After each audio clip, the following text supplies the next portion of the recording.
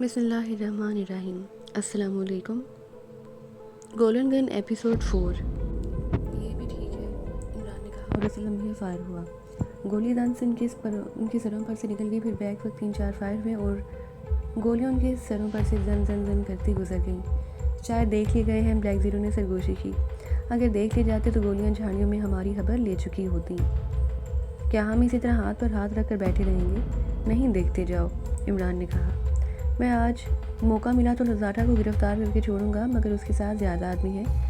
परवाह मत करो, इमरान ने कहा। अब जो भी नजर आए उसे भून डालो। ठीक है, ब्लैक ज़ीरो ने कहा और दूरबीन गले में लटका कर एक चश्मा निकाल कर पहन लिया। ये ज़रा मोटे शीशों का एक ऐसा चश्मा था जिसने आंखों के साथ माथे और नाक का भी कुछ हिस्सा छुपा लिया। ये हसूसी चश्मा तो ऐसे दर्जनों चश्मे इमरान ने मंगाए थे। इस चश्मे की हसूसियत ये थी कि वो अंधेरे में भी दिन की तरह हर चीज़ देख सकते थे। आपका चश्मा थैले में मौजूद है। ब्लैक ज़ीरो ने उस थैले की जानिब इशारा किया जो वो बंडलों में पैक करके लाया था। इमरान ने भी चश्मा निकाल कर पहन लिया। अब उनको दूरबीन की ज़रूरत उस वक्त पड़ती जब दूर की चीज़ देखनी होती। वो अंधेरे में आंखें फाड़ फाड़ कर देख रहे थे। सरे दस्त दूर तक कोई नज़र नहीं आ रहा था। हाँ, इमरान ने कहा। 2 अफराद की मौत के बाद वो मोहतात हो चुके हैं। इमरान कहाँ हो, जवाब दो। दफातर वही निसानी आवाज़ गूंजी जिसने फ़ोन पर भी उससे गुफ्तगू की थी। लोजाटा। इमरान एक बटन दबाकर घर आया। मुझे शक है कि तो असली लोजाटा है। इमरान इमरान निसानी आवाज़ चीखती महसूस हुई थी। लोजाटा और उसके साथी यहाँ से भाग गए हैं। अच्छा, इमरान अच्छा को तवील करते हुए बोला। यकीन करो इमरान, अब यहाँ मेरे सफदर की और नुमानी के अलावा कोई नहीं है। निसानी आवाज़ ने चीख कर कहा। जल्दी आओ ताकि उन लोगों के पलट आने से पहले हम यहाँ से निकल जाएं। और वो झाड़ी में कौन है? इमरान ने कहा। वो दाएं तरफ की झाड़ी में। इमरान ने ये जुमला महज दाज देने के लिए कहा क्योंकि उसे यकीन था कि वो सब इस वक्त भी मौजूद हैं और कोई भी यहाँ से नहीं गया। उसी तस्दीक इस वक्त हुई जब इमरान ने एक झाड़ी से 2 आदमी को निकलकर दूसरी घनी झाड़ियों में दुबकते देखा। उसने राइफल से निशाना लिया और फायर कर दिया। फ़ौरन ही एक दिलदोज़ चीख बुलंद हुई। इसके साथ ही झाड़ियाँ हिली और कई सारे उसमें से निकलकर भागे। इमरान और ब्लैक ज़ीरो ने फिर फायर किए। एक चीख बुलंद हुई, एक और गिरा और बाकी पत्थरों के एक ढेर के उकब में छुप गए। ये किधर से आ गए माय डियर बेला? इमरान एक बटन दबाकर बोला। पता नहीं इमरान, सहमी हुई निसानी आवाज़ आई। ये सब लोग मेरे सामने ही यहाँ से चले गए थे। अब पता नहीं कि लोजाटा किधर है। इमरान ने उसकी बात काट कर कहा। पता नहीं, अब तो ऐसा लगता है कि वो सब यहाँ पर मौजूद हैं। यकीनन होंगे, इमरान ने कहा। और यकीन करो कि मैं धोखा खाने वालों में से नहीं हूँ। क्या मतलब है तुम्हारा इमरान? सहमी हुई निस्वानी आवाज़ ने पूछा। मुझे पता नहीं था कि लोजाटा की जिन्स भी बदल जाती है। क्या कह रहे हो इमरान? सहमी हुई निस्वानी आवाज़ में कहा गया। मैं यहाँ डर के मारे मरी जा रही हूँ और तुम बातों में वक्त ज़ाया कर रहे हो। परवाह मत करो, दफातर इमरान ने निस्वानी लहजे में कहा। लोजाटा का कुछ नहीं बिगड़ सकेगा माय बेला डियर। तुम्हारी बातें मेरी समझ से बाहर है, निस्वानी आवाज़ ने कहा। और तुम खुद क्यों नहीं बोल रहे? ये लड़की कहाँ से आ गई? वहाँ से जहाँ से तुम आई हो, इमरान असल आवाज़ में बोला और साथ ही उसने ब्लैक ज़ीरो को ठोका दिया कि वो भी बोले। रोज़ाटा इस तरह आवाज़ें बदल कर बोलने से कुछ नहीं होगा, ब्लैक ज़ीरो ने कहा। बेहतर है कि तुम कानून की पनाह में आ जाओ। जवाबन कानून की पनाह के साथ लोजाटा ने अपना रिश्ता जोड़ा था। आहा, ये अजीम लोजाटा बोल रहा है, इमरान ने कहा। वो जो एक कबीले का पेशवा है, जो खुद को अजीम कहलवाता है और दूसरों से बेहतर समझता है। खामोश रहो। लोजाटा की जलाई हुई आवाज़ आई। ठीक उसी लम्हे शहर की तरफ से आने वाले रास्ते पर किसी कार की हेडलाइट चमकी। ये कौन आ गया? दफातन ब्लैक ज़ीरो बोल पड़ा। उनकी देखते ही देखते रोशनियाँ करीब आती चली गई, मगर वो सड़क पर बुरी तरह लहरा रही थी। ये तो उसका ड्राइवर नशे में है, इमरान ने कहा। वरना इस गाड़ी में किसी किस्म की जद्दोजहद हो रही है जिसकी वजह से स्टीयरिंग बार बार काबू से बाहर हो रहा है। इस तरह तो ये तबाही से दो चार हो जाएगी। यकीनन, इमरान ने कहा। ठीक उसी लम्हे वो कार सड़क से उतरी और खंडर की एक दीवार से टकराई। एक धमाका हुआ और कार से आग के शोले निकलने लगे। वही हुआ जिसका डर था, ब्लैक ज़ीरो ने कहा।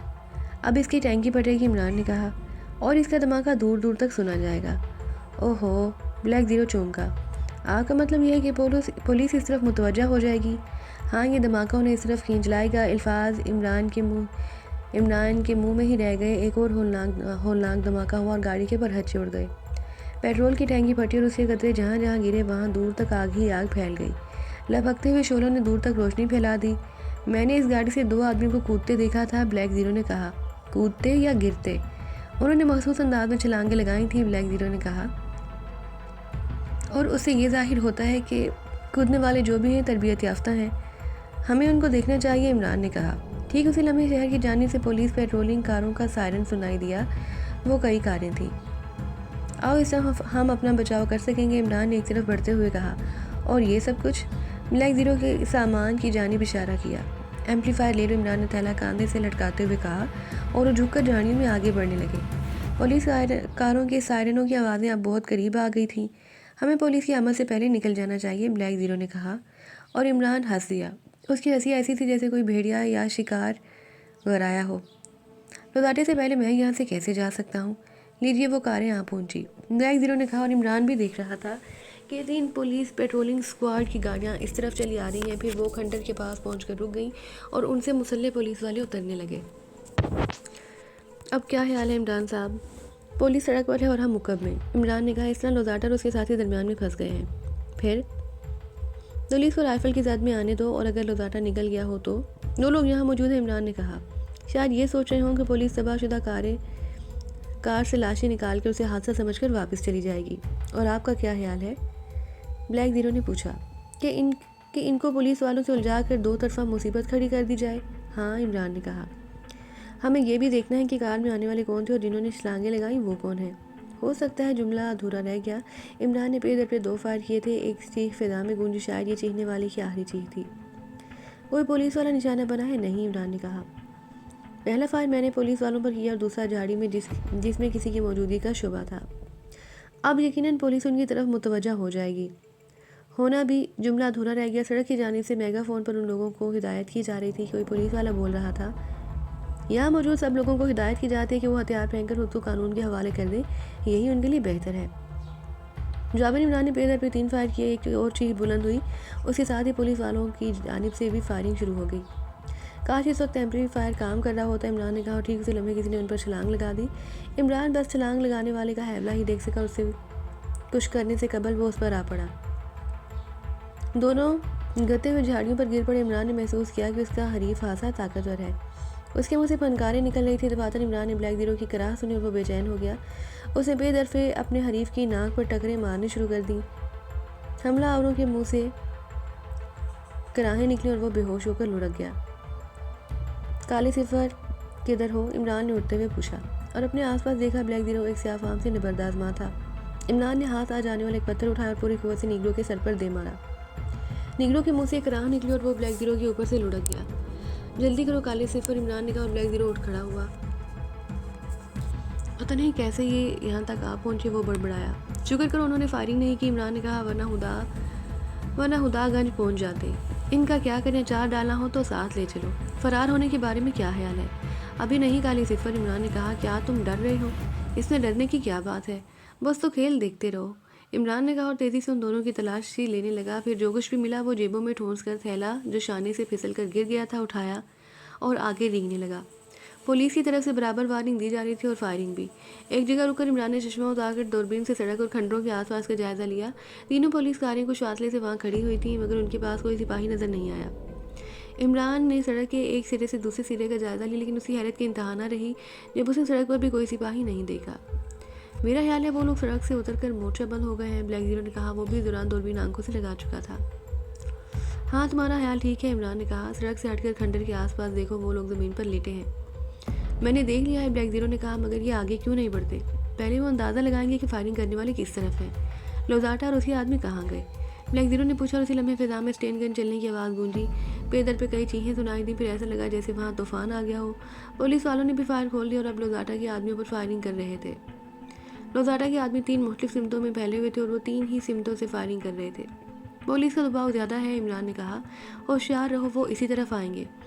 मैं 2 आदमियों को देख रहा हूँ, ब्लैक ज़ीरो ने कहा। वो लोग रेंगते हुए इसी तरफ आ रहे हैं। किस तरफ है वो? इमरान ने चौंक कर पूछा।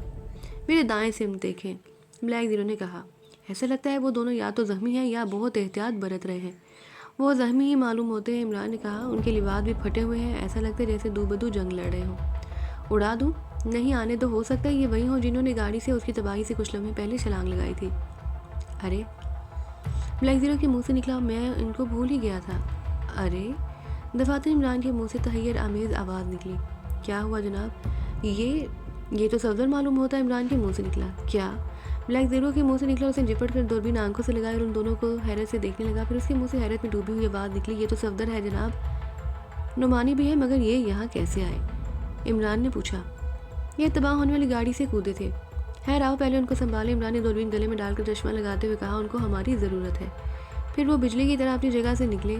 चूँकि पुलिस और लोजाटा के आदमी बराबर फायरिंग कर रहे थे इसलिए वो लेटकर आगे बढ़ते रहे। इमरान किसी तेज़ रफ्तार सांप की तरह उन दोनों के करीब पहुंचा। फिर वो बोलना ही चाहता था कि फायर हुआ और गोली इमरान के कान पर से निकल गई। उन दोनों में से एक ने आहट पाकर फायर कर दिया, सफदर सफदर। इमरान ने सरगोशी की लहजा एक्सटू का था। चीफ आप? सफदर की तहैर आमेज आवाज़ इमरान ने सुनी कि आप हैं चीफ? हाँ मैं ही हूँ, इमरान ने एक्सटू के लहजे में कहा। ब्लैक जीरो से करीब ही मौजूद था और वो इमरान के हुक्म का मुंतज़िर था।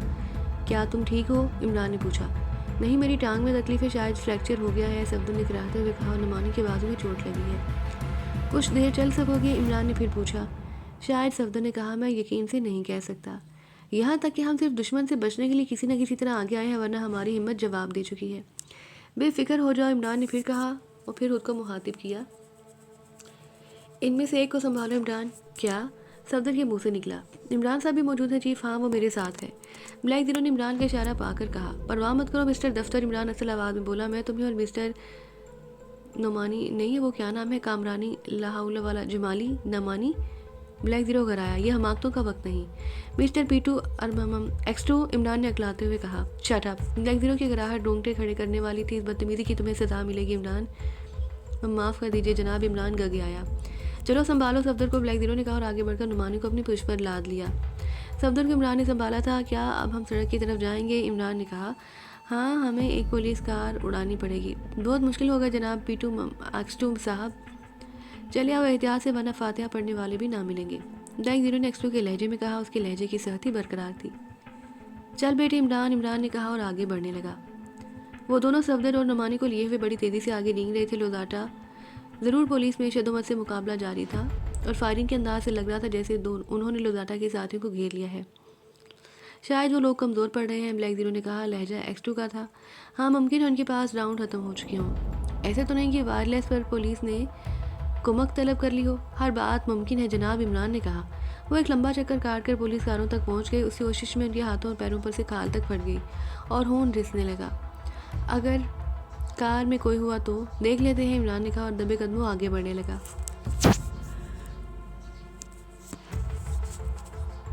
सफदर को उसे वहीं छोड़ी। वो किसी तेज़ रफ्तार सांप की तरह सड़क पर रींग रहा था। सबसे पीछे वाली वो कार जो शहर से आते हुए आहिर में थी उसे महदूश लगी, क्योंकि इसमें इमरान ने एक हैबला हरकत करते देखा।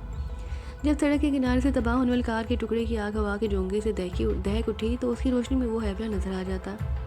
इमरान दूसरी कार की तरफ बढ़ा। उस कार के आसपास कोई भी नहीं था। इमरान ने कार के नीचे देखा और इत्मीनान करके उठा और कार के शीशों से उसके अंदर का देखा। कार अंदर से भी खाली थी। इमरान ने हाथ हिलाया और सफदर, नुमानी और ब्लैक जीरो को आने का इशारा किया। दूसरी लम्हे सफदर सड़क पर नजर आया। वो आहिस्ता आहिस्ता रेंग रहा था। इमरान ने बेआवाज़ उकबी दरवाज़ा खोला और करीब आने पर सफदर को सहारा देकर उकबी सीट पर बिठा दिया। फिर नुमानी आया और आखिर में ब्लैक जीरो। चलो जल्दी करो, इमरान ने दबे लफ्ज़ों में कहा और खुद स्टीयरिंग पर बैठ गया। उसने इंजन स्टार्ट किया और गाड़ी फुल स्पीड पर डाल दी।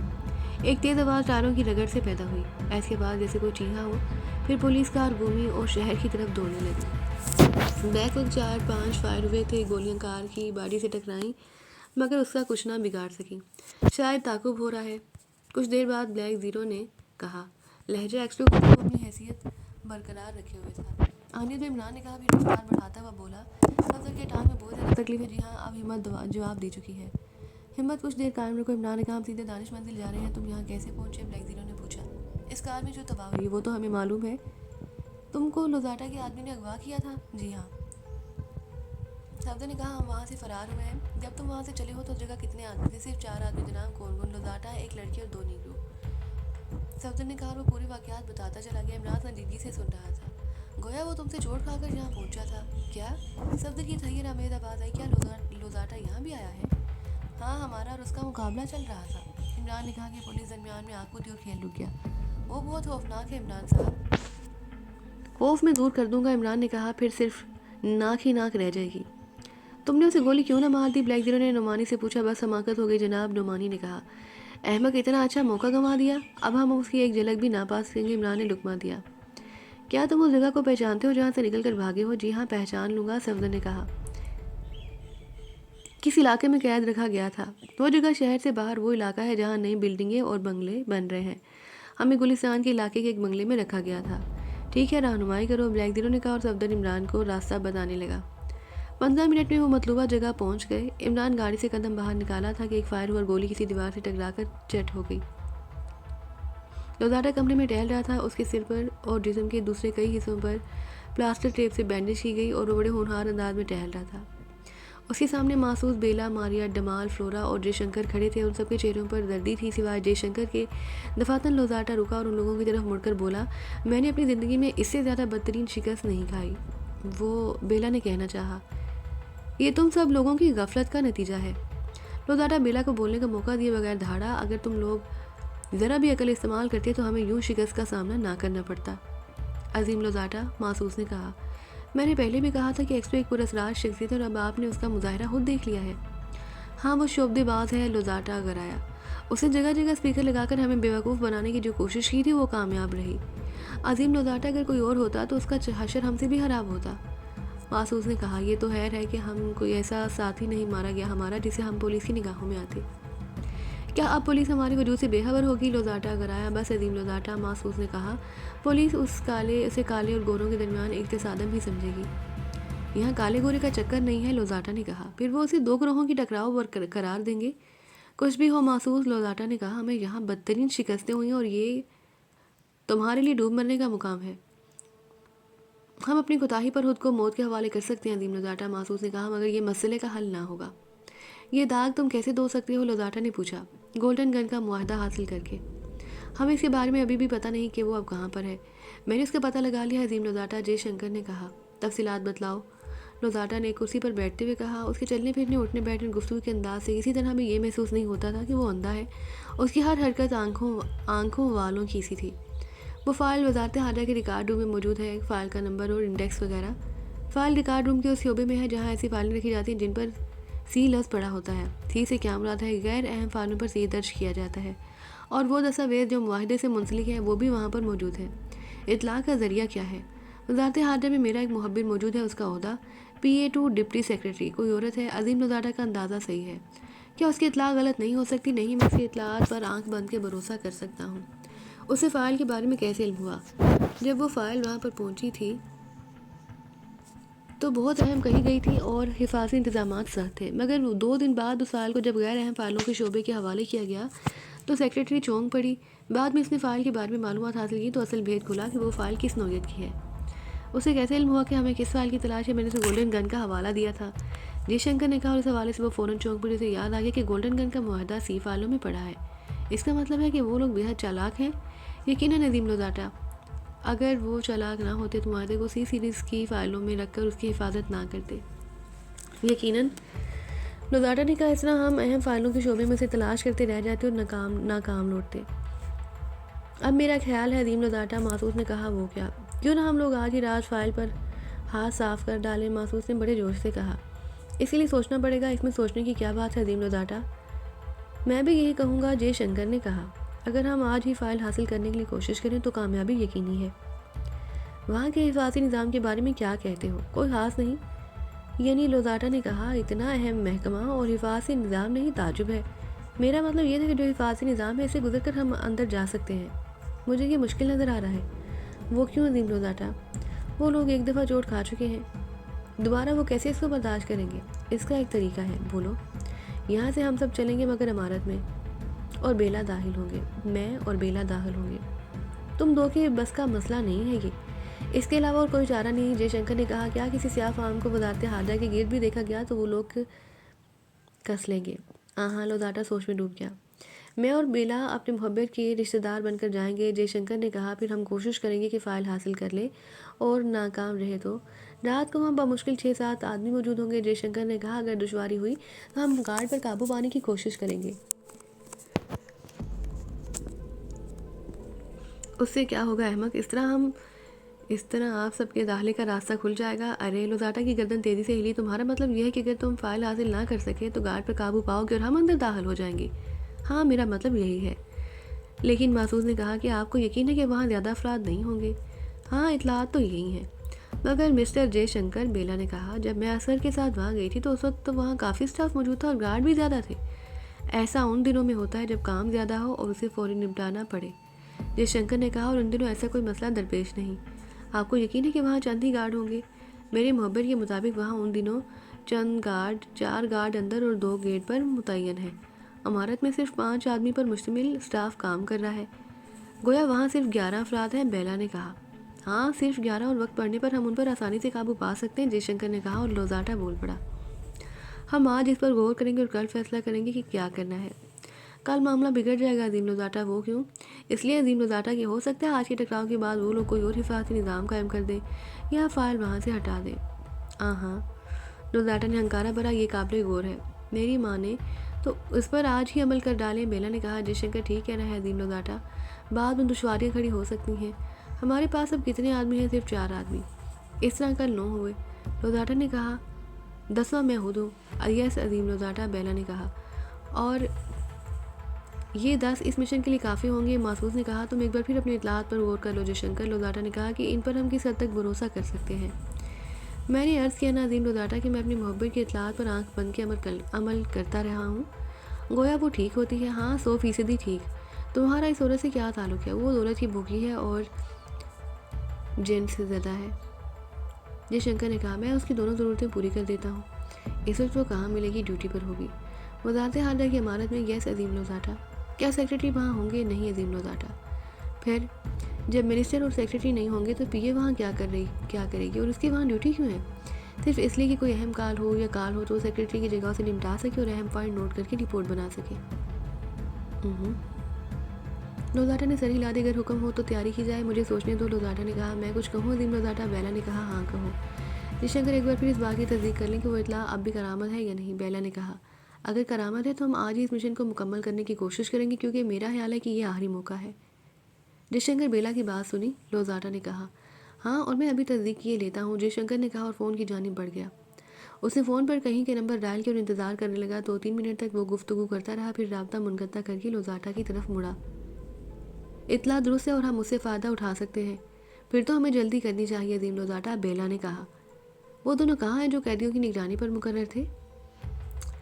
लोजाटा ने कहा, और वहाँ खड़े हुए वो 5 काम कर रह गए। मैं कुछ कहूँ अजीम लोजाटा? बेला ने अटकते अटकते कहा। मैं जानता हूँ तो क्या कहना चाहती है बेला। तो इन दोनों के लिए माफ़ी की दरख्वास्त करेगी ना? हाँ अजीम लोजाटा, बेला ने कहा।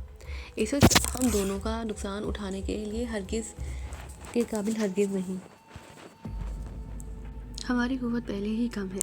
यहाँ अगर तुम्हारी अकल और ताकत दोनों सल्ब होकर रह गई हैं बेला, लोजाटा ने कहा।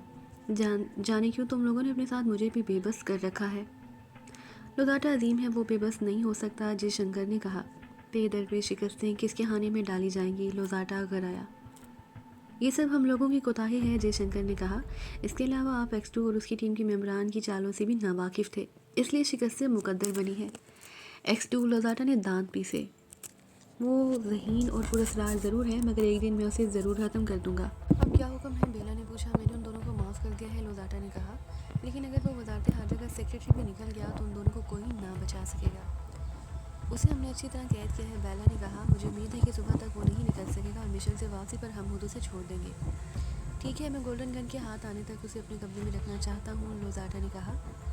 इस तरह अगर हमारा कोई आदमी वहाँ पकड़ा भी गया तो बता दूँगा, तबादला मुमकिन हो सकेगा। क्या तैयारी की जाए? महसूस ने पूछा। हाँ, हम आधे घंटे बाद यहाँ से चल देंगे। मुझे खुशी है कि आपने मेरी बात मान ली, जयशंकर ने कहा। दूसरे अड्डे का क्या किया? उन दोनों कैदियों के भागने के बाद वहाँ से सब कुछ हटा लिया गया था, महसूस ने बताया। अलबत्ता मैंने एक आदमी वहाँ छोड़ दिया है। वो क्यों? वो लोग दोबारा वहाँ ज़रूर आएंगे, फिर हमें उससे क्या फ़ायदा होगा? आइंदा के लिए हम अपना लाहा अमल अच्छी तरह तरतीब दे सकेंगे, जयशंकर ने कहा, क्योंकि उन लोगों की वहाँ आमद कम अज़ कम मेरे लिए मुसीबत का बायस बनेगी। वो क्यों? क्योंकि वो बंगला मेरे नाम से अलाट है। तुम उसे लाइल में ज़ाहिर कर सकते हो कि वहाँ कोई ठहरा हुआ था। नहीं अजीम लोजाटा, ऐसा मुमकिन नहीं, जयशंकर ने कहा। वहाँ आसपास के चौकीदारों और दूसरे अफराद ने मुझे आपके साथ आते जाते देखा है। तहकीकात पर यह बात सामने ज़रूर आएगी। खैर, देखा जाएगा, लोजाटा ने कहा। अगर आज मिशन कामयाब हो गया तो फिर हमें कहीं रुकने की ज़रूरत नहीं, सुबह ही हम रवाना हो जाएंगे और तुम हमारे साथ होगे। बेहतर है, जयशंकर ने सर हिला दिया। बेला, लोजाटा ने कहा, अपने आदमी को अच्छी तरह समझा दो कि उन्हें क्या करना है। आप बेफिक्र रहें, सब कुछ ठीक कर लूँगी मैं, बेला ने कहा और कमरे से निकल गई। फायर भी आवाज़ रिवाल्वर से किया गया था। इमरान सिर्फ उसकी चमक और महसूस सट की आवाज़ से ही जान सका था कि उस पर फायर किया गया है। सिंध का अंदाज़ा उसे हो गया था। वो जिस बंगले के सामने रुके थे उसी के बरामदे में फायर हुआ था और गोली शायद सामने वाले बंगले की दीवार पर लगी थी। शायद वो लोग वहाँ मौजूद हैं, ब्लैक ज़ीरो ने कहा। यकीनन, इमरान ने झुककर कहा, वरना वो फायर क्यों करता? क्या पता, क्या उनको पता है कि हम यहाँ क्यों आए हैं? ब्लैक ज़ीरो ने पूछा। हमारी हमाकत, इमरान ने कहा। ये पुलिस वाले और वो यही समझे होंगे कि सफदर और नुमान पुलिस की मदद लेकर यहाँ आए हैं। दोबारा फायर नहीं हुआ, ब्लैक ज़ीरो ने कहा। सर ऊपर करके देखो, रोशनदान खुल जाएगा। क्या मैं उसे पकड़ूं? नहीं, इमरान ने कहा। जाने वो कितने हों, लिहाजा तुम उनको इस तरफ उलझाओ, मैं आगे जाता हूँ। ठीक है, ब्लैक ज़ीरो ने कहा और कार का दरवाज़ा खोलकर दूसरी तरफ उतर गया, जबकि इमरान बड़ी तेज़ी से रेंगता हुआ बंगले की तरफ बढ़ा। ब्लैक ज़ीरो ने बरामदे में जलने वाले वाहिद बल्ब का निशाना लिया और ट्राइगर दबा दिया। एक शनाका हुआ और वहाँ तारीकी छा गई। इमरान के लिए यही लम्हा करामत था। वो उठा और झुककर दौड़ता हुआ इमारत में दाखिल हो गया। यहाँ बजरी का एक ढेर मौजूद था और ये ढेर बरामदे के बाएं सिम था। इमरान उसे मैं देख चुका था। वो उसी तरफ दौड़ा। इस दौरान बरामदे से 2-3 फायर हुए और इमरान ने गोलियां कार की बारी में लगने की आवाज़ साफ सुनी थी। बजरी के ढेर के ऊपर में पहुंचकर वो रुक गया। चंद लम्हे आहट लेता रहा कि वहाँ कितने आदमी। फिर ये इत्मीनान करके वहाँ सिवाय इस फायरिंग करने वाले की और कोई नहीं है, वो बरामदे की जानिब बढ़ने लगा। बरामदे की जालियों के पास वो रुक गया। ठीक इस लम्हे कार की जानिब से फायर हुआ। जवाबन उस तरफ से भी गोली चलाई गई। शोले की चमक से इमरान ने अंदाज़ा लगा लिया कि वो बरामदे में किस जगह हो सकता है। वो एक स्टोन के पीछे से फायर कर रहा था। इमरान ज़रा सा घूमकर उसकी पुश पर पहुँच सकता था। उसने यही किया। जिस स्टोन के ऊपर से वो फायर कर रहा था, वहाँ पहुँच इमरान बे आवाज़ ऊपर चढ़ने लगा। एक एक लम्हा कीमती भी था और मौत का पैगाम्बर भी। ज़रा सी आहट इमरान को मौत के आगोश में धकेल सकती थी। वो खटका सुनते ही मुड़कर देखे बगैर फायर कर इमरान के अपने पास भी था और वो उसका किस्सा चुका सकता था, मगर वो चाहता था कि उसे ज़िंदा पकड़ लिया जाए ताकि कुछ मालूमात हासिल की जा सके। बरामदे में उसके हुक्म में पहुंचकर इमरान ने रिवाल्वर उसकी कमर से लगा दिया और बोला, बस रिवाल्वर फेंक कर हाथ उठा दो। इमरान का लहजा शाम की फनकार से मुशाबे था। एक लम्हे के लिए ऐसा लगा जैसे उसे सख्ता हो गया हो। शायद उसे तवक्का नहीं थी कि कोई उसके हुक्म से आकर उस पर हमला कर सकता है। बस फेंक दो रिवाल्वर। इमरान फिर फनकारा और उसने रिवाल्वर गिरा दिया। इमरान ने फर्श पर रिवाल्वर गिरने की आवाज़ सुनी थी। उसने मुतमईन अंदाज में गर्दन हिलाई, लेकिन उसी लम्हे ऐसे लगा जैसे उसकी आंखों के नीचे कहकशां उतर आई हो। जबड़े पर एटम बम फट पड़ा। उसने बिजली की सी तेज़ी से घूमकर इमरान को घोंसा मारा। इमरान लड़खड़ा गया। घोंसा हासा ताकतवर था। वो लड़खड़ाता हुआ कई कदम पीछे हटा और दीवार से टकरा गया। फिर समझ ही रहा था कि दूसरा घोंसा अंदाजे की गलती की बिना पर शाने पर पड़ा और इमरान ने दोनों हाथों से हमला आवर का बारूद दबोच लिया। रिवाल्वर तो पहले हमले के बाद ही इमरान के हाथों से निकल चुका था। जिंदा नहीं छोड़ूंगा, वो अंग्रेज़ी में गराया। लोदाटा कहाँ है? इमरान उसका बाजू मरोड़ते हुए बोला। तुम उसे कभी नहीं पा सकते, वो कराहते हुए बोला। उसने उछलकर इमरान के पेट के नीचे लात मारने की कोशिश की, मगर इमरान ने उसे कामयाबी का मौका ना दिया। इस बार उछले तो बाजू की हड्डी टूट जाएगी। इमरान होनहार लहजे में बोला, यहाँ और कितने आदमी मौजूद हैं? तुम जैसों के लिए मैं अकेला ही काफ़ी हूँ, वो घबरा कर बोला। उसके साथ ही इमरान ने उसके बाजू को झटका दी। उसके मुंह से चीख निकल गई, इस बार सही नहीं बताया तो बाजू तोड़ दूंगा। इमरान ने बाजू पर दबाव बढ़ाते हुए कहा, बाजू छोड़ दो, फिर बताऊंगा कि तुम कितने ताकतवर हो, वो कराहते हुए बोला। इमरान तुम ठीक हो? दफातन गेट की तरफ से आवाज़ आई। आ जाओ, इमरान ने चीख कर कहा, मैंने इसे पकड़ लिया है। वेरी गुड, ब्लैक ज़ीरो ने करीब आकर कहा, यहाँ और कोई तो नहीं है क्या? हमारे लिए ये अकेला ही काफ़ी था, इसलिए किसी दूसरे को नहीं छोड़ा गया। इसे अंदर ले चलो, ब्लैक ज़ीरो ने कहा। वो तन्हा ही आया था क्योंकि सफदर और नुमान इस काबिल नहीं थे कि हरकत कर सके। ब्लैक ज़ीरो ने अंदर घुसकर राहदारी की बत्ती जला दी। फिर उन्होंने 6 कमरों के उस बंगले को देख डाला, मगर उन्हें कोई और नज़र ना आया। वो एक हाल कमरे में रुक गए। अब बताओ लोजाटा कहाँ है? इमरान ने उसका बाजू मरोड़ते हुए पूछा। वो अब तक उसके बाजू पर अपनी गिरफ्त किए हुए था और सारे कमरों में से बतौर ढाल अपने आगे रखा था। मुझे नहीं पता, वो घर आया। इस हालत में भी उसके दम हम में कमी नहीं हुई थी, इस तरह नहीं मानोगे। दफातन ब्लैक ज़ीरो ने कहा और एक चाकू खोल लिया। फिर उसने चाकू उसकी गर्दन पर रखकर दबाव तेज़ धार चाकू खाल काट कर अंदर घुस गया और कटी हुई जगह से होंठ डिसने लगा। जवाब दो, वो वरना थोड़ी देर में तुम्हारी गर्दन अलग पड़ी होगी, इमरान ने होनहार लहजे में कहा।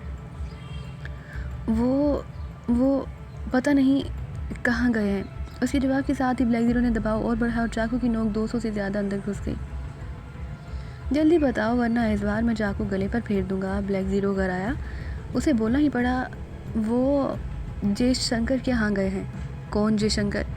अफ्रीकी ताजर हीरों की कानों का मालिक, वो तेज़ी से बोला। उसका पता बताओ। ब्लैक ज़ीरो घर आया और वो फर बताने लगा। हूँ अब उसके गले से बहकर सीने तक आ पहुँचा था। उसके साथ और कितने आदमी हैं? 10-12 अफराद हैं। उन्होंने कैदी को कहाँ रखा है? इमरान ने पूछा। इशारा सर सुल्तान की जानिब था। वो उसे साथ ही ले गए हैं। जयशंकर लोजाटा का आदमी है? हाँ, वो उसका गुलाम है, उसी कबीले का आदमी है। लोजाटा उसकी कौन सी रिहाइश गाह पर गया होगा? इमरान ने पूछा। चंद लम्हे खामोश रहा, फिर उसने एक इमारत का पता बता दिया। तुम्हें यकीन है कि वो इसी तरफ गए होंगे? हाँ, वो बेला से इसी इमारत के बारे में बात कर रहा था। यहाँ और कौन कौन तुम्हारी मदद कर रहा है? सिर्फ जयशंकर। हाँ, इमरान ने सर हिला दिया।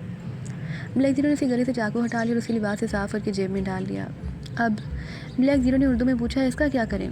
खात्मा, इमरान ने कहा। रिवाल्वर की एक गोली काफ़ी होगी। ठीक है, ब्लैक जीरो ने कहा।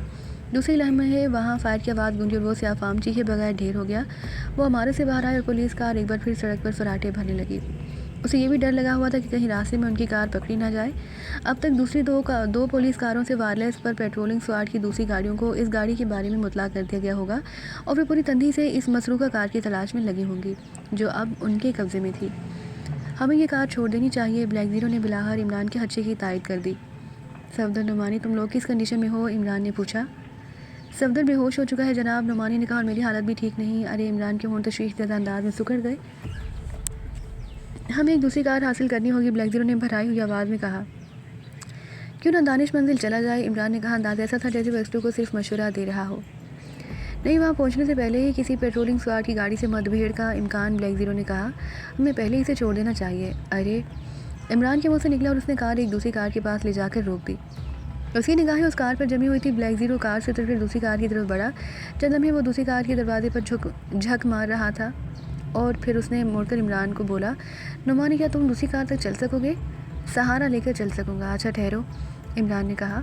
फिर उतरकर सफदर को कांधे पर डाला और दूसरी कार की तरफ बढ़ गया। जब तक उसने सफदर को उब्बी नशीस पर लेटाया, ब्लैक जीरो नुमानी को ले आया। उसे बिठाकर वो दोनों आगे बैठे और कार हरकत में आ गई। पुलिस कार छोड़ देने के बाद वो किसी हद तक खुद को महफूज समझ सकते थे। विक्टोरिया रोड पर पहुंचकर इमरान ने कार एक गली में रोक दी। यहाँ 2-3 कारें और भी खड़ी थीं। आओ मेरे साथ, इमरान ने ब्लैक जीरो से कहा। और तुम नुमानी आराम से कार में बैठे रहो। आप कहाँ जा रहे हैं इमरान साहब? पिंग पांग खेलने, इमरान ने कहा और दरवाज़ा बंद करके आगे बढ़ गया। ब्लैक जीरो गली के सिरे पर खड़ा उसका मुंतज़िर था। वो इस वक्त इमारत के ऊपर में पहुंचे जहां लोजाटा की मौजूदगी की खबर उनके हाथ से मरने वाले नीग्रो ने दी थी। वो दोनों हदबंदी की दीवार फैलांग कर अंदर दाखिल हो गए। यहाँ कुत्ते नहीं थे। वो आसानी से इमारत तक पहुँच गए। इमारत 3 मंजिला थी। इमरान चंद लम्हे आहट सुनने की कोशिश करता रहा, फिर उसे कहीं से कोई आवाज़ सुनाई ना दी। ऐसा लगता था जैसे वहाँ कोई जीरो मौजूद ही ना हो। इमारत खाली मालूम होती है, ब्लैक जीरो ने सरगोशी की। अभी पता चल जाएगा, इमरान ने कहा। वो उग्बी सिम की खिड़कियाँ देखो। बिलाहर एक खिड़की खुली हुई मिल गई। वो दोनों उस खिड़की से कमरे में कूद गए और उकब में उसके दरवाजे बंद कर दिए। अब वो टटोलते हुए आगे बढ़ रहे थे। फिर दरवाजे तक पहुंचकर वो रुक गए। इमरान ने दरवाज़ा खोला और आहट लेने के बाद बाहर झांका। राहदारी खाली पड़ी थी। 0 वाट की टमटमाती रोशनी में कमरों के दरवाजे बंद और राहदारी साफ सिफर नजर आई। वो दोनों बाहर निकल आए और राहदारी का सामने का मेन गेट बंद था और अंदर से स्टिकनी लगी नज़र आ रही थी। वो एक एक कमरा देखे हुए जीनों तक पहुंच गए। सारे कमरे खाली पड़े थे। हर कमरे में रोशनी हो रही थी मगर कोई जीरो मौजूद नहीं था। पहली मंजिल पर पहुंचकर वो जैसे ही राहदारी में पहुंचे चौंक पड़े।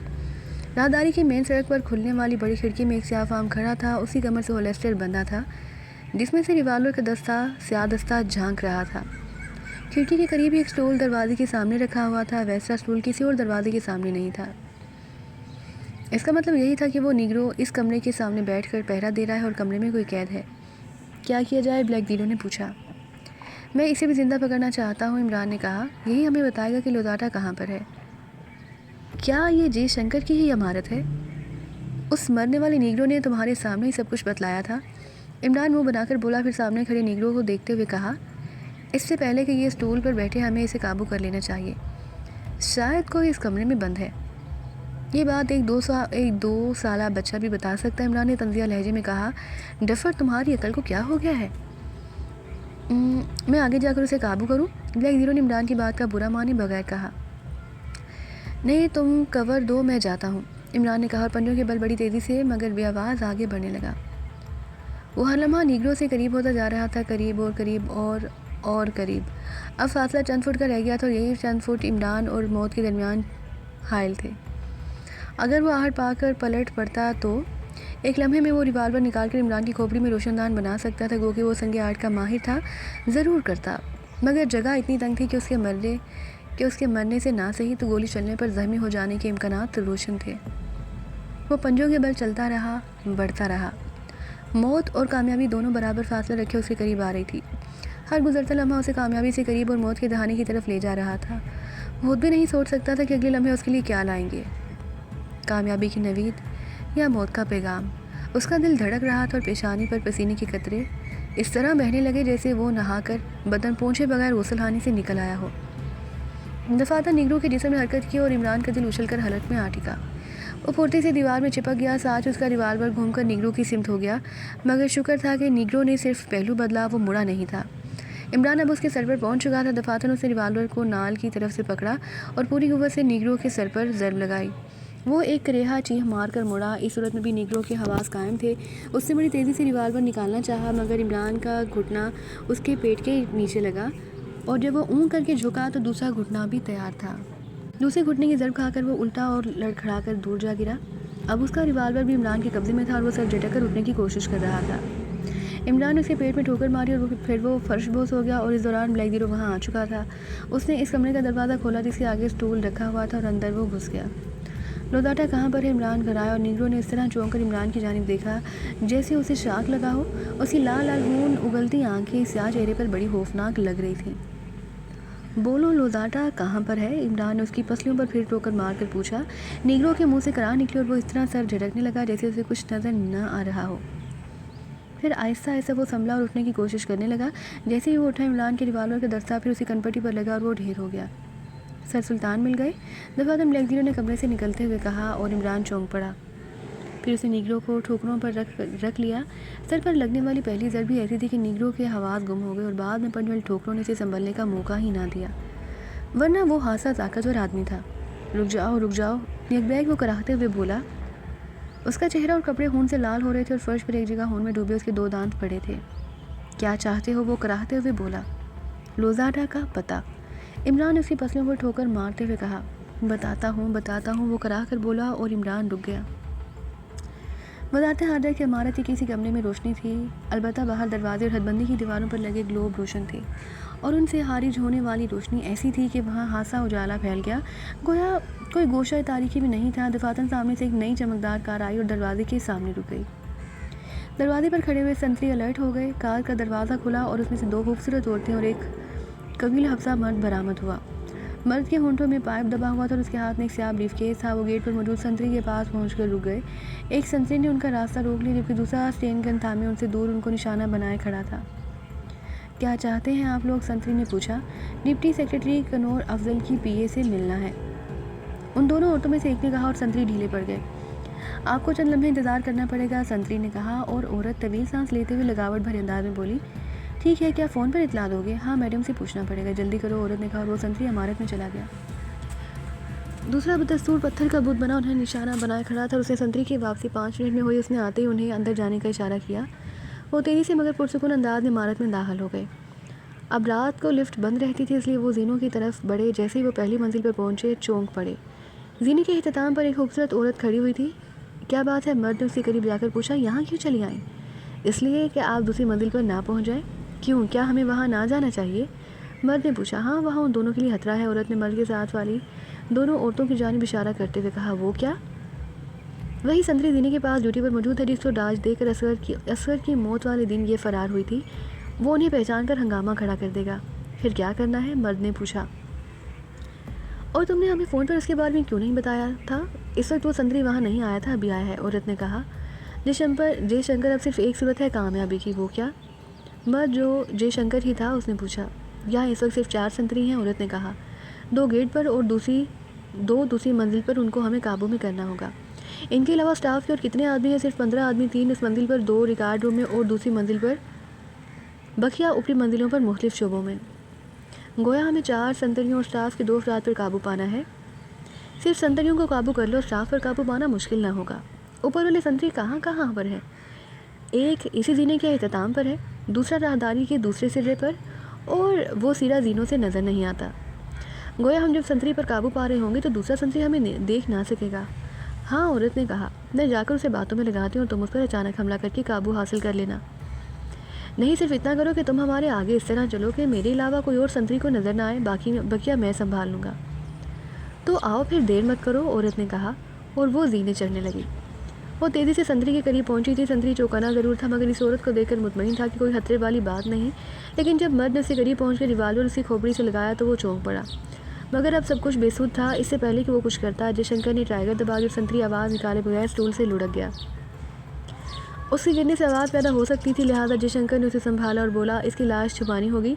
जीने के बराबर बाथरूम है, उधर ले आओ, हरी अप, औरत ने कहा। और जयशंकर उसे घसीटता हुआ जीनों के बराबर बने बाथरूम में ले गया। उसकी गर्दन चूँकि सीने पर ढलक आई थी, इसलिए खून अभी उसी कपड़ों तक महदूद था और फर्श दागदार नहीं हुआ था।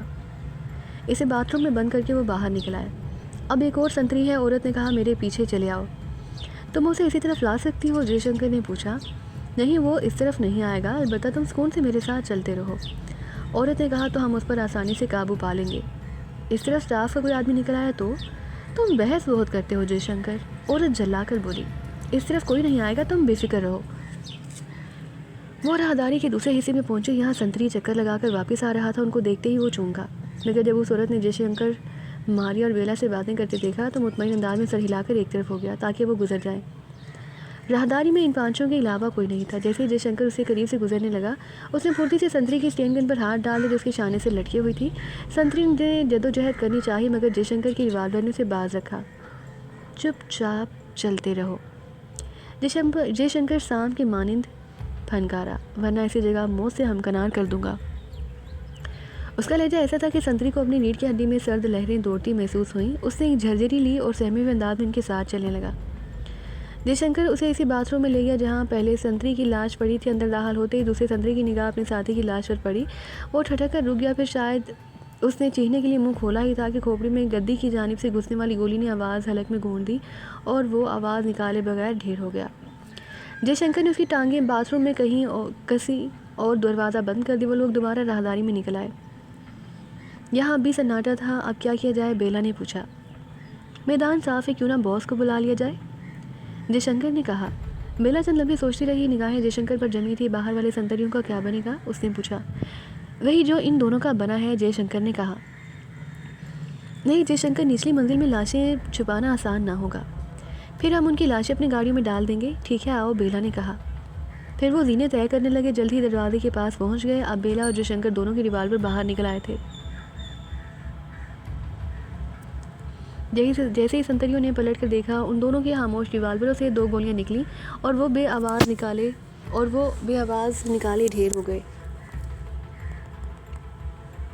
बेला ने हल्की सीटी बजाई। फ़ौरन ही सामने से अंधेरी गली से 2-3 साइड निकल कर सामने आ गई। ये मासूस डमाल और एक नीग्रो था। लाश गाड़ी में डाल दो जल्दी, बेला ने कहा। और वो फुर्ती से उन दोनों मुर्दा संतरियों को उठाकर तारीकी में गायब हो गए। वापसी में देर नहीं लगेगी। अब उनके साथ लोदाटा भी था। उनकी तादाद 5 थी। उनमें से 4 टेन गनों से मुसल्ले थे। क्या रहा बेला, लोदाटा ने बेला के पास पहुंचकर पूछा। आधी कामयाबी अजीम लोदाटा, बेला ने कहा। और वो तेज़ी से आगे बढ़ने लगे।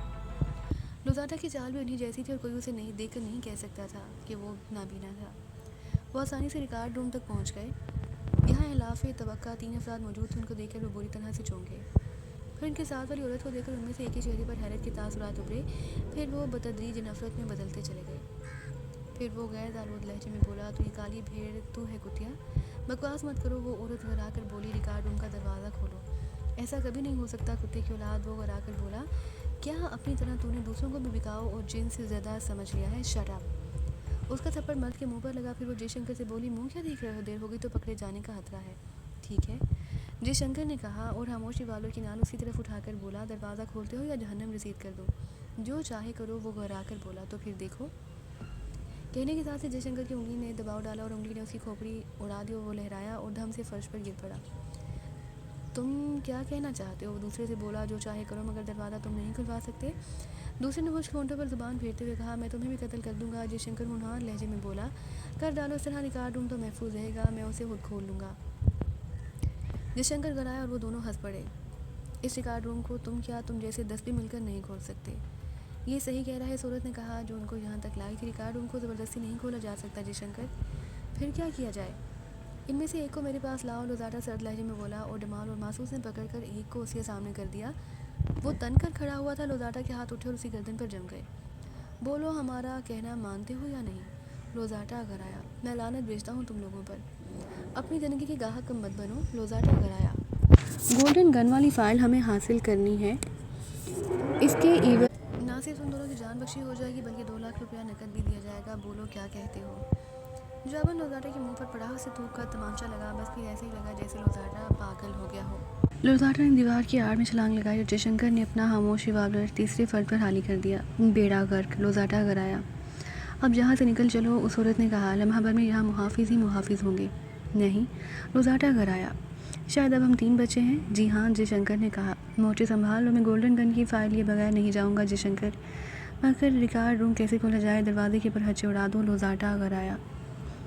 और चिल्लाई, मगर इस वक्त तक जयशंकर दरवाजे पर फायरिंग कर चुका था। मैगजीन खत्म हो गया मगर दरवाज़ा टस से मस नहीं हुआ। जयशंकर ने हाली स्टेन गन फेंक कर दूसरी उठा ली। मैं कह चुकी हूँ इससे कुछ नहीं होगा। वो चिल्लाई। तुमने अजीम लोजाटा का हुक्म नहीं सुना। जयशंकर घर आया। सुन लिया। वो चीखी। इनकी तलाशी लो, दरवाजे की चाबी इनके पास मौजूद होंगी। पहले क्यों नहीं बताया था। जयशंकर घर आकर लाशों की तरफ बढ़ा। बेला, मार्गे, डमार और मासूद भी ठंडे हो चुके थे और उनके जिस्म साकित थे। जयशंकर ने बड़ी तेज़ी से उनकी तलाशी ली और उनमें से एक ही जेब में चाबियाँ निकाली और लाशों पर से उठाया। लाओ मैं खोल दूँ, उस औरत ने कहा और जयशंकर से चाबियाँ लेकर दरवाजे की जानिब बढ़ी। उसने एक चाबी लच्छे में से मुंतहिब की और की होल में दाखिल करके घुमा दी। दूसरे ही लम्हे उसके हलक से चीख निकली और वो उछलकर दरवाजे से कई फुट दूर फर्श पर जा गिरी। चल हमें हाथ पैर पटकती रही, फिर साकत हो गई। क्या हुआ। लोजाटा घर आया। शायद गलत चाबी लगने से दरवाजे में करंट आ गया था। जयशंकर ने कहा। वो अब मर चुकी और चाबियों की होल में मौजूद हैं। किसी तरह चाबी निकालो। लोजाटा घर आया। कार्टन लेकर चाबियाँ पकड़ो, इसमें करंट सिरायत नहीं करता। जल्दी करो, अभी लीजिए। जयशंकर ने कहा। लेकिन इससे पहले कि वो कुछ करता हो कब में आहट सुनकर चौंक पड़ा। जैसे ही वो मुड़ा, उसका मुंह हरे से खुले का खुला रह गया। रिकॉर्ड रूम की लाबी से बाहर राहदारी में 3 अफराद खड़े थे। तो तुम यहाँ भी आन पहुँचे इमरान। लोजाटा ज़ोर ज़ोर से सूंघ कर बोला। इमरान नहीं, तुम्हारी मौत। लोजाटा। इमरान घर आया। आज के बाद तुम कभी भी इस काबिल ना रहोगे कि जेल से भाग सको। तुम्हारा ये एक्सटो क्यों खामोश है। लोजाटा एक तरफ होते हुए बोला। एक्सटो तुम जैसे हारिश ज़्यादा कुत्तों पर हाथ उठाना पसंद नहीं करता। इमरान ने हकारत भरे लहजे में कहा। लेकिन फिर कुछ कहने की मोहलत ना मिली। लोजाटा ने बड़ी नपी तली जुस्त लगाई और इमरान और ब्लैक ज़ीरो समेत फर्श पर गिरा। अरे हटो, अलग हो जाओ वरना गोली मार दूंगा। हावर ने रिवाल्वर लहराते हुए कहा। वो जयशंकर की तरफ से गाफिल हो गया और लोजाटा के करीब पहुंच गया था। ठीक उसी लम्हे जयशंकर ने उसकी तरफ स्टेन गन कर घुमाकर ट्राइगर दबा दिया। हावर की किस्मत अच्छी थी कि उसी लम्हे लोजाटा ने हावर की टांग पर एड़ी से ज़रब लगाई थी और वो लड़खड़ा कर गिरा था। गोलियां उसके सर पर से गुजर गई मगर उसे संभलते ही जयशंकर पर पे दर पे 2 फायर झोंक मारे। स्टेन गन जयशंकर के हाथ से छोड़ गई। वो सीना पकड़े फर्श पर जा रहा। तीसरी गोली उस निगरों को चाट गई जो स्टेन गन को नाल की जानिब से थामे इमरान के सर पर चोट लगाने की कोशिश कर रहा था। उधर लोजाटा इमरान और ब्लैक ज़ीरो पर भारी पड़ रहा था और दर हकीकत दियो था कुव्वत और गोश्त का पहाड़। उन दोनों को ऐसा लग रहा था जैसे वो कई टनों वज़नी पत्थर के नीचे दब गए हों। लोजाटा ने उन दोनों के हाथ अपने नीचे दबा लिए और इमरान का गला घोंट रहा था। दफातन हावर ने एक स्टेन गन उठाकर नाल की दीवार तरफ से पकड़ी और पूरी कुव्वत से लोजाटा के सर पर दे मारी। लोजाटा के मुंह से कराह निकली और एक लम्हे के लिए ढीला पड़ता गया। उसी लम्हे इमरान बुरी तरह मचला और लोजाटा को अपने ऊपर से उछाल दिया। फिर वो दोनों उठकर उस पर झपटे थे। नहीं, ये मेरा शिकार है, इमरान इंतहाई खौफनाक लहजे में बोला और ब्लैक ज़ीरो रुक गया। इमरान के सर की ठोकर उठते हुए लोजाटा के पेट पर पड़ी और वो उलट गया। इमरान उठकर उछला और घुटनों को टेढ़ा करके लोजाटा पर जा गिरा। लोजाटा के हलक से करेहा चीख निकली और वो तड़प गया। इमरान दूसरी बार उछला मगर इस बार लोजाटा के हाथ आगे आ गए और उसने इमरान का एक पैर दबोच लिया। इमरान के दोनों हाथ लोजाटा की गर्दन पर चल गए। उसकी गर्दन इतनी ही मोटी थी कि इमरान के दोनों हाथों की गिरफ्त में ना आ सकी। मैं तुम्हें आज ख़त्म कर दूंगा। लोजाटा घर आया था। आहा। इमरान के मुंह से कराह निकली। लोजाटा उसकी टांग मरोड़ रहा था जबकि इमरान के हाथों ने अभी तक गर्दन पर ही गिरफ्त मुकम्मल नहीं की थी। झल्ला कर इमरान ने एक हाथ आड़ा किया और लोजाटा के नरहे पर दे मारा। 1 बार, 2 बार, तीसरी बार। लोजाटा बड़े भयानक अंदाज में चीखा। वो बुरी तरह तड़पा और इमरान उस पर से उछलकर दूसरी तरफ जा गिरा जैसे वो कोई बच्चा हो। लोजाटा का चेहरा बड़ा भयानक लग रहा था। वो उठा और गर्दन को सहलाने लगा। कहो लोजाटा, मज़ा आ रहा है। इमरान ने पूछा और इस सर में लोजाटा ने उस पर छलांग लगा दी। इमरान फुर्ती से हट गया और वो पूरी कुव्वत से दीवार से टकरा गया। ऐसी आवाज़ हुई जैसे किसी ने दीवार पर बहुत बड़ा हथौड़ा दे मारा हो। लोजाटा चंद लम्हे दीवार से लगा खड़ा रहा। फिर जब वो मुड़ा तो सभी झिझक कर पीछे हट गए। सर से बहने वाले खून से उसका चेहरा लुथड़ा हुआ था। उसकी बेनूर आंखों के गड़ों से ऐसा लग रहा था जैसे खून उबल रहा हो। उसने चीख मारने के लिए मुँह खोला मगर आवाज़ नहीं निकली। अलबत्ता सफ़ेद सफ़ेद दांत झांकने लगे। खून आलूर चेहरे, बेनूर खून उगलती आंखें और नोकीले सफ़ेद दांत उसे कोई अफरियत जाहिर कर रहे थे। एक ऐसा दरिंदा जो शिकार को चीर फाड़ कर उठा हो। दफादन लोदाटा का हिजानी कहकहा वहाँ गूंज उठा। फिर वो कहकहा लगाते हुए कह रहा था, मैं लोदाटा हूँ, अंधेरे का शहंशाह, मैं तारीकी का सूरज हूँ। फिर इस तरह चीखते कहकहे लगाते हुए वो गिरा और साकत हो गया। खून बड़ी तेज़ी से उसके सर से बह रहा था। इमरान उस पर झुक गया। बेहोश हो गया, इमरान ने कहा और उठ खड़ा हुआ। पूरी राहदारी मुहाफिजों से भर गई। इमरान सर सुल्तान को कैद से छुड़ाकर साथ ही लाया था, लिहाजा वो भी उस वक्त वहाँ पर मौजूद थे। फिर पूरी रात इसी चक्कर में गुजर गई। जयशंकर की विक्टोरिया रोड वाली रिहाइश गाह से लोदाटा के कुछ और साथी भी पकड़े गए। वहाँ से ऐसी दस्तावेज़ात भी मिल गई जिनसे पता चल सकता था कि लोदाटा गोल्डन गन नामी मुआहदे की कागजात किस मुल्क के लिए हासिल करना चाहता था। दूसरे दिन शाम को वो सर सुल्तान के सामने बैठे कह रहा था, मुझे शोभा था कि मुझे फांसने के लिए जाल बिछा रहे हैं, इसलिए मैंने वहाँ शोबदेबाजी से काम लिया। इमरान ने सर सुल्तान को विक्टोरिया रोड के हमारे तक पहुँचने की सारी रोदात बताते हुए कहा, क्या तुम्हें इल्म था कि मुझे वहाँ कैद किया गया है? सर सुल्तान ने पूछा। नहीं, सिर्फ शुबा था, इमरान ने कहा। और तुम यहाँ कैसे पहुँचे? सर सुल्तान ने कहा, मेरा ख्याल है विक्टोरिया रोड से तुम सीधे वजारत हार्डर की इमारत पहुँचे थे और हावर वगैरह तुम्हें वहीं मिले थे। जी हाँ, इमरान ने कहा। हावर और तनवीर को ब्लैक ज़ीरो ने ट्रांसमीटर पर वहाँ पहुँचने के लिए कह दिया था और लोदाटा के वहाँ मौजूदगी की इतला उस नीग्रो ने दी थी जिसे बाद में आपके सामने मैंने विक्टोरिया रोड वाली इमारत में गोली मार दी थी। तो वो गोल्डन गन के सिलसिले में मारा गया है? सर सुल्तान ने कहा। गोल्डन गन का फार्मूला नहीं, इमरान ने कहा, वो एक्सट्रो के चक्कर में मारा गया है। अगर वो अबू फैसल और एक्सट्रो के चक्कर में ना पड़ता तो बाआसानी गोल्डन गन ले लेता, गायब हो सकता था। फिर वो इन्हीं दो चक्रों में आकर पकड़ा गया है। चलो हंस कम जहाँ पाक, सर सुल्तान ने कहा और इमरान इस तरह मुँह चलाने लगा जैसे कुछ खा रहा हो। ये तो प्यारे साथियों, इसी के साथ हमारी इस कहानी गोल्डन गन का एख्तिताम होता है। उम्मीद करती हूँ कि आपको ये कहानी बेहद पसंद आई होगी। जाने से पहले हमारी गुजारिश है कि हमारे चैनल लेना वो इसको कर दीजिए सब्सक्राइब और इसके साथ मौजूद बेल आइकन का बटन दबाना मत भूलिए ताकि हमारी आने वाली हर नई कहानी का नोटिफिकेशन आपको बर वक्त मिलता रहे। हमें दीजिए इजाज़त। अल्लाह हाफिज़।